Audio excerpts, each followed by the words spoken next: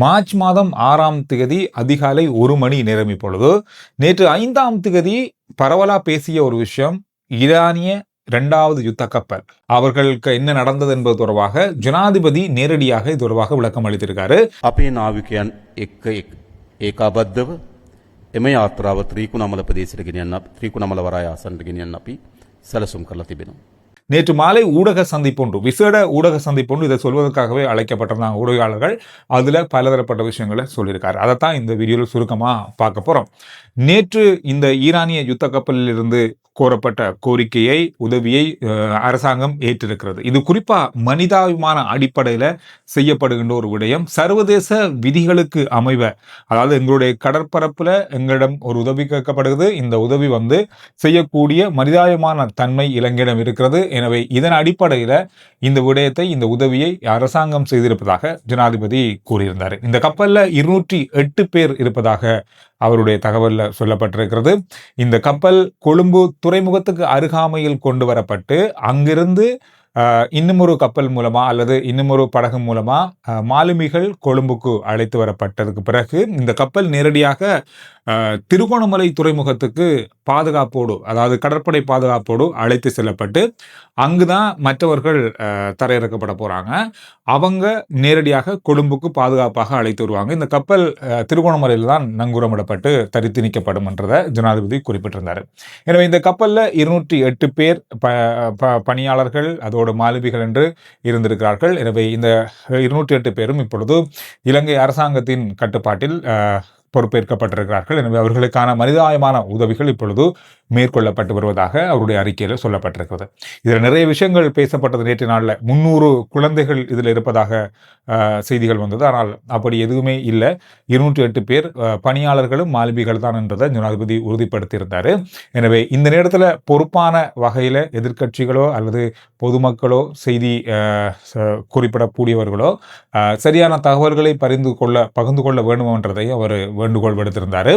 இலங்கையை பொறுத்தவரையில் இலங்கையினுடைய எல்லா சட்ட விதிகளுக்கும் அமைய, சர்வதேச விதிமுறைகளுக்கு அமைய, ஒரு மனிதாயமான உதவி கோரல்களுக்கு அமைய இந்த உதவி செய்யப்படுவதாக ஜனாதிபதி குறிப்பிட்டிருந்தார். அதோடு மட்டுமில்லாமல் இலங்கையினுடைய கடற்பரப்பையோ அல்லது வான்பரப்பையோ பயன்படுத்தி எந்த நாடும் யாருக்கு தீங்கு விளைவிக்கவோ அல்லது அதை தவறாக பயன்படுத்துவதற்கோ இலங்கை அரசாங்கம் அதை அனுமதிக்காது அப்படின்றதையும் அவர் இந்த ஊடக சந்திப்பில் வைத்து குறிப்பிட்டிருந்தார். எனவே இதான் இந்த ஈரானிய 2வது யுத்த கப்பலில் இருந்தவர்கள் எவ்வாறு காப்பாற்றப்பட்டிருக்கார்கள், இந்த வகையில நடவடிக்கை அரசாங்கம் எடுத்திருக்கிறது என்பது தொடர்பான முழுமையான விளக்கத்தை ஜனாதிபதி வழங்கியிருந்தார். நேற்று கொழும்பு நீதிமன்றம் ஒரு தீர்ப்பு வழங்கியிருந்தாங்க. இந்த தீர்ப்புல ஒரு சட்டத்தரணி பெண்ணுக்கு 12 வருட கால கடூழிய சிறை தண்டனை விதிச்சிருக்காங்க. என்ன குற்றத்துக்காகன்னு சொன்னா, பொருளை பிரதேசத்துல ஒரு காணிக்கு போலியான ஆவணங்கள் தயாரிச்சிருக்காங்க. போலி உறுதிப்பத்திரம் தயாரித்ததால இந்த குற்றச்சாட்டு நிரூபிக்கப்பட்டிருக்கு. இதனால அவங்களுக்கு 12 வருட கால சிறை தண்டனை விதிக்கப்பட்டிருக்கிறது.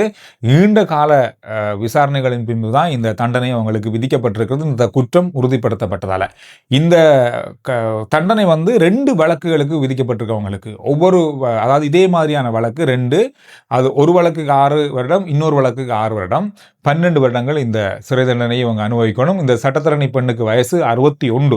இதுல இன்னொரு முக்கியமான விஷயம் சொன்னா, இந்த 12 வருஷமும் ஒரே காலகட்டத்துக்குலாம் வருது. அதாவது ஒரே நேரத்தில் வழங்கப்பட்ட தீர்ப்புன்றதால இந்த 6 வருஷமும் அந்த 6 வருஷமும் ஒரே காலகட்டத்துக்குள்ள வரதால இவங்க 6 வருஷ சிறை தண்டனை அனுபவிப்பாங்க அப்படின்னு சொல்லி நீதிமன்றம் தீர்ப்பு வழங்கியிருக்காங்க.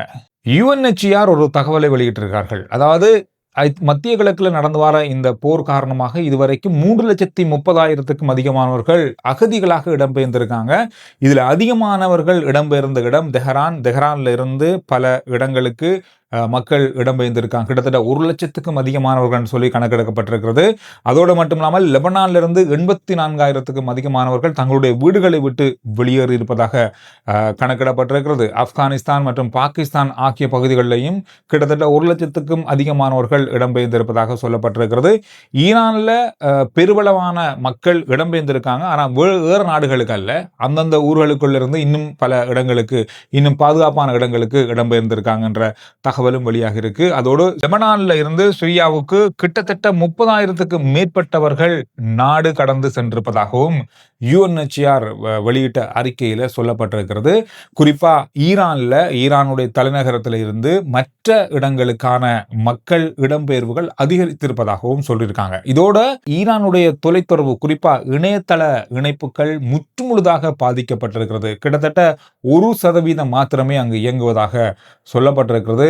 தாக்குதல்கள் காரணமாக இணையதள பாவனை முற்றுமுழுதாக முடங்கி இருக்கிறது. இந்த இணையதளத்தை இணைப்பது தொடர்பாக இப்பொழுது கவனம் செலுத்தப்பட்டாலும் தொடர்ச்சியாக தாக்குதல்கள், வான் தாக்குதல்கள், ட்ரோன் தாக்குதல்கள், குண்டு தாக்குதல்கள் நடந்து வருவதால இந்த இணையதள பாவனையை இணைத்துக் கொள்ள முடியாத நிலை ஏற்பட்டிருப்பதாகவும், தெஹ்ரான், ஈரான் உள்ளிட்ட பல பகுதிகளில் மின் இணைப்புகள் பல இடங்களில் பல்லாயிரக்கணக்கான இடங்களில் துண்டிக்கப்பட்டிருப்பதாகவும் சொல்லப்பட்டிருக்கிறது.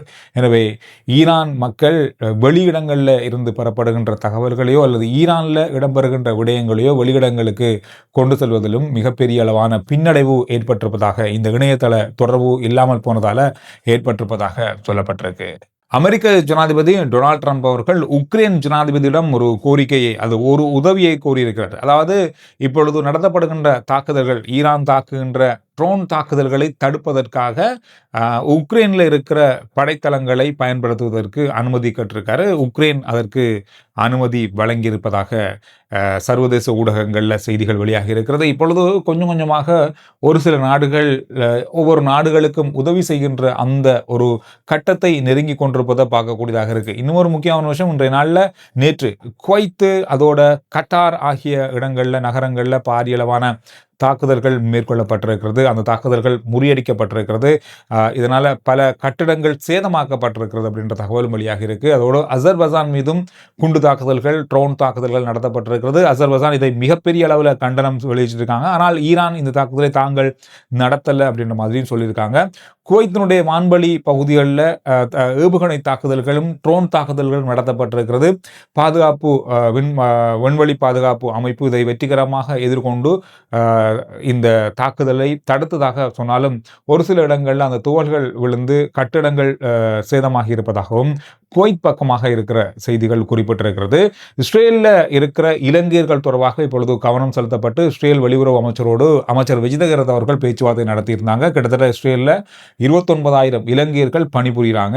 அவங்களுடைய பாதுகாப்பு தொடர்பாக இந்த பேச்சுவார்த்தையில் கலந்துரையாடல் நடந்திருக்கு. எனவே இந்த விஷயங்கள் தான் சுருக்கமாக பார்க்கக்கூடிய கடந்த மணித்தியாலங்களையும் அண்மையில் நடந்த தகவல்களாக இருக்கு. எனவே சந்துரு ரிப்போர்ட் வாட்ஸ்அப் சேனலுடைய லிங்க் முதல் கமெண்ட்ஸ்லையும் டிஸ்கிரிப்ஷன்லையும் இருக்கு.